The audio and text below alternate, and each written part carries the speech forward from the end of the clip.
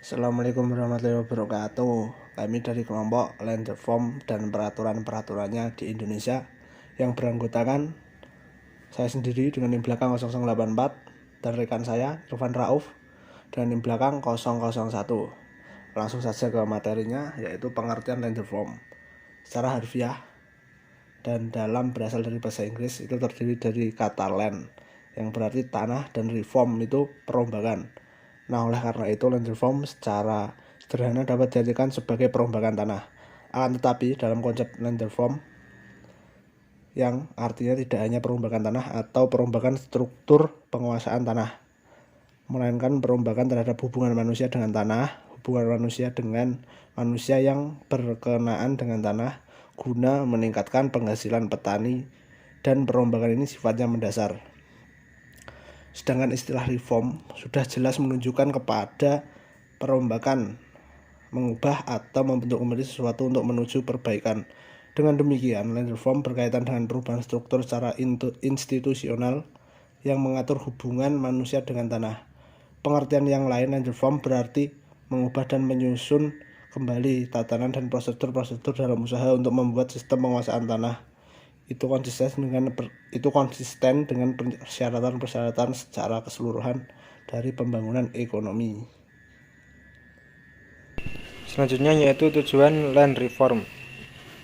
Tujuan land reform yang pertama untuk mengadakan pembagian yang adil atas sumber penghidupan rakyat tani yang berupa tanah, dengan maksud agar ada pembagian hasil yang adil pula, dengan merombak struktur pertanahan sama sekali secara revolusioner guna merealisasi keadilan sosial.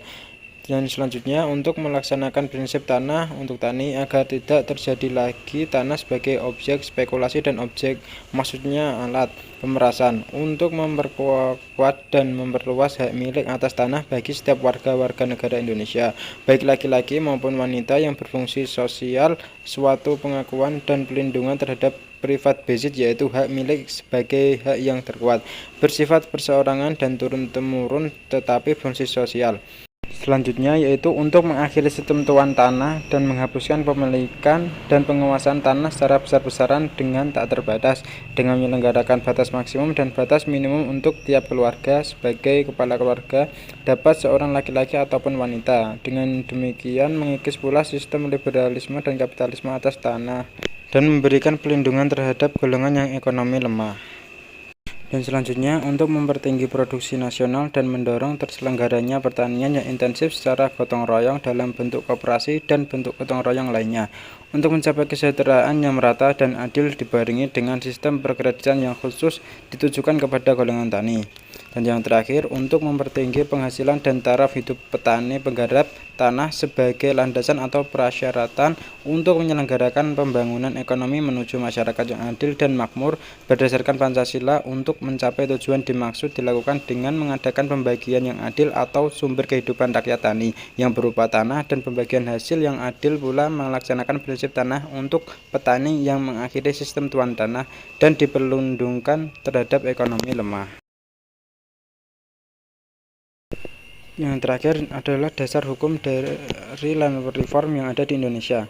Sebagai pelaksanaan dari pasal 17 UU PA tentang batas minimum dan maksimum hak atas tanah, pemerintah telah mengeluarkan peraturan pemerintah pengganti undang-undang atau Perpu nomor 56 tahun 1960 pada tanggal 29 Desember tahun 1960 dan mulai berlaku 1 Januari 1960. Perpu nomor 56/1960 ini kemudian ditetapkan menjadi Undang-Undang nomor 56 Perpu tahun 1960 LN 1960 nomor 174. Penjelasannya dimuat dalam TLN nomor 5117 tentang penetapan luas tanah pertanian. UU nomor 56/1960 merupakan undang-undang land reform di Indonesia. Selanjutnya dikeluarkan peraturan pemerintah nomor 224 tahun 1961 LN 1960/280 tentang pelaksanaan pembagian tanah dan pemberian ganti rugi. Sekian dari kelompok kami, kurang lebihnya mohon maaf. Wassalamualaikum warahmatullahi wabarakatuh.